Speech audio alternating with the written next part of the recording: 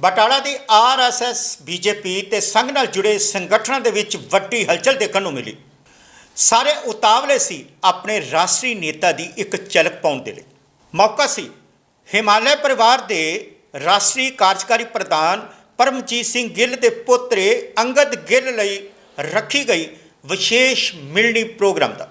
ਅੰਗਦ ਗਿੱਲ ਨੂੰ ਆਸ਼ੀਰਵਾਦ ਦੇਣ ਦੇ ਲਈ ਪਹੁੰਚ ਰਹੇ ਸੀ ਵਿਸ਼ੇਸ਼ ਤੌਰ ਤੇ ਨਿੱਜੀ ਤੌਰ ਤੇ देश की बहुत ही माणमती ते महनाज शख्सियत परमजीत गिल वालों बहुत ही शानदार प्रोग्राम का आयोजन किया गया।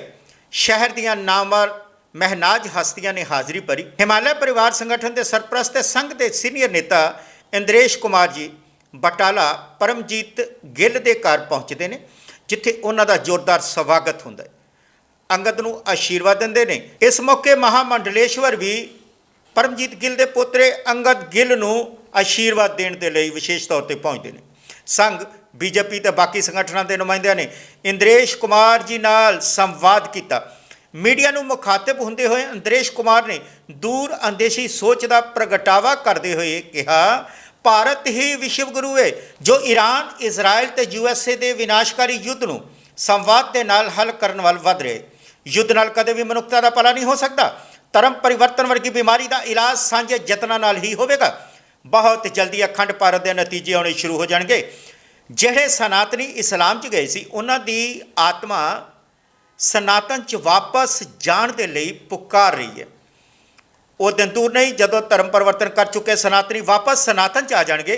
भारत में 99% मुसलमान अपने पूर्वजां संस्कृति के चेहरिਆਂ तो हिंदुस्तानी सनातनी ही हैं। इंद्रेश कुमार ने कहा, भारतीयों के पूर्वज भी एक ने ते DNA भी एक ही है। अब सुनते हैं इंद्रेश कुमार जी की दूर अंदेसी सोच दे एक एक कीमती बोल। मैं 3 दिन दे पंजाब दौरे पर आया हूँ। गिल साहब हमारे हिमालय परिवार के राष्ट्रीय कार्यकारी अध्यक्ष है।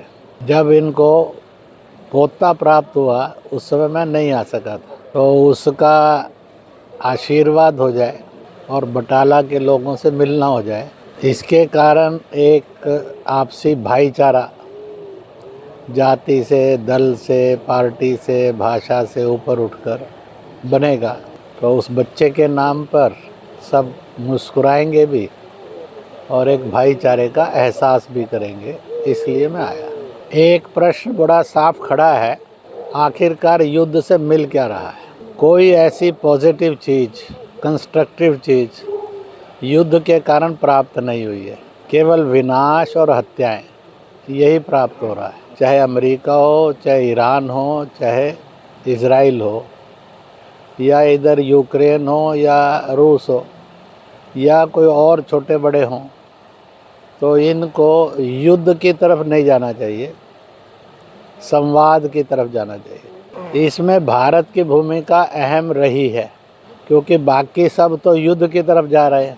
भारत ने शुरू से भूमिका ये ली, हम युद्ध नहीं चाहते, वार्ता से, संवाद से समस्या का समाधान चाहते हैं। भारत का ये रुख धीरे धीरे कहीं ना कहीं युद्ध रोकने में काम आ रहा है। जैसे रूस ने अपना पेट्रोल भारत को देना जारी रखा, उसको लगता है कि भारत के साथ मित्रता रहनी चाहिए।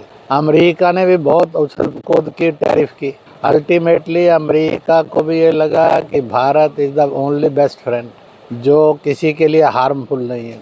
इसी प्रकार से ईरान ने भी अपना तेल और ये सब जारी रखा, क्योंकि उसको भी मालूम है कि अगर उसको कुछ खाना पीना है, पहनना है, तो भारत के अतिरिक्त उसके लिए कौन है?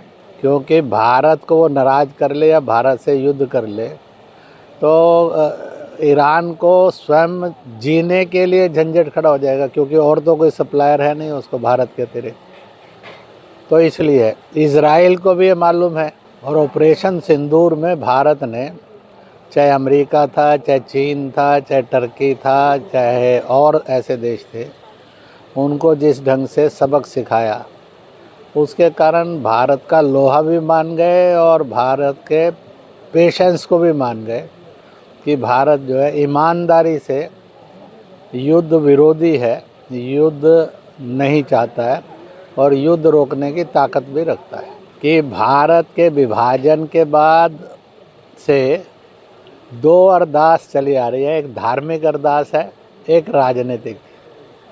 राजनीतिक अरदास थी कश्मीर में से 370-35 से हटे और कश्मीर भारतीयकरण की तरफ तेज गति से बढ़े।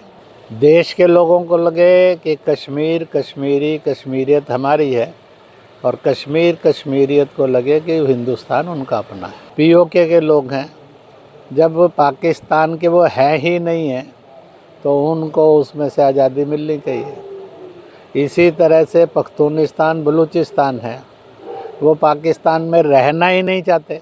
80 साल के अंदर वो हजारों हजार लाखों लोग मारे जा चुके, परंतु दे डोंट लाइक पाकिस्तान।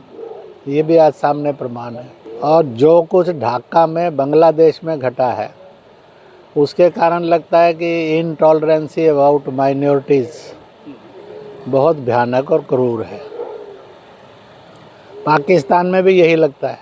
तो इसलिए कुछ जो अलग होना चाहते हैं उनके बारे में विचार किया जाना चाहिए। इसलिए हल ये है, जो जो इसमें से आज़ादी चाहते हैं और अलग होकर जीना चाहते हैं उनको अनुमति दी जानी चाहिए। इस देश के अंदर 99.9% मुसलमान कन्वर्टी है, और जो पाकिस्तान, बांग्लादेश, पड़ोसी देश में नहीं, इनमें भी कन्वर्टी है। इसलिए देश में आज एक मूवमेंट चला है, आओ जड़ों से जुड़े, हमारा डीएनए एक है। इसके कारण कहीं पर एक्स मुस्लिम, कहीं पर सनातनी मुस्लिम मूवमेंट्स भी खड़ी हो गई है।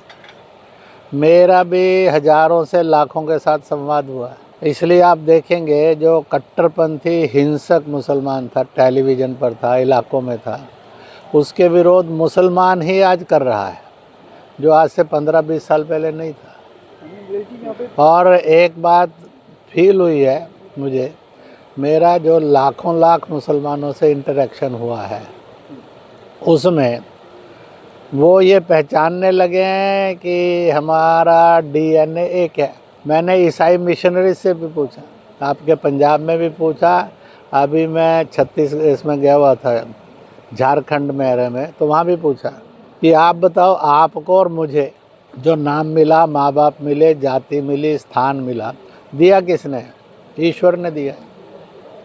आप उसको गॉड कहते हैं, वो खुदा कहता है, ये वाहेगुरु कहता है, वो राम कहता है, वो कृष्ण कहता है, मालिक तो एक ही है। और उस मालिक का खूबसूरत नाम है ऊपर वाला। ऊपर वाले पर दुनिया में कोई विवाद नहीं है। जिसने ईश्वर को रखा, वाहेगुरु को, भगवान को, गॉड को रखा, वो श्रेष्ठ है, या जिन्होंने उसको नकार कर अपना दिया। तो आदमी तो उनको ये लगा कि अल्टीमेटली धर्मांतरण से समस्या का समाधान नहीं होगा। दूसरा, उनको ये भी लगा कि धर्मांतरण करने से समाज के अंदर कड़वाहटें ही भरेंगी, आज थोड़ी होंगी, कल ज़्यादा हो जाएंगी। तो इसका मतलब है कि आप अनहैप्पीनेस, अनहेल्दीनेस डेवलप कर रहे हैं। कन्वर्शन नहीं चाहिए, तो इसके बजाय चाहिए सब धर्मों का सम्मान।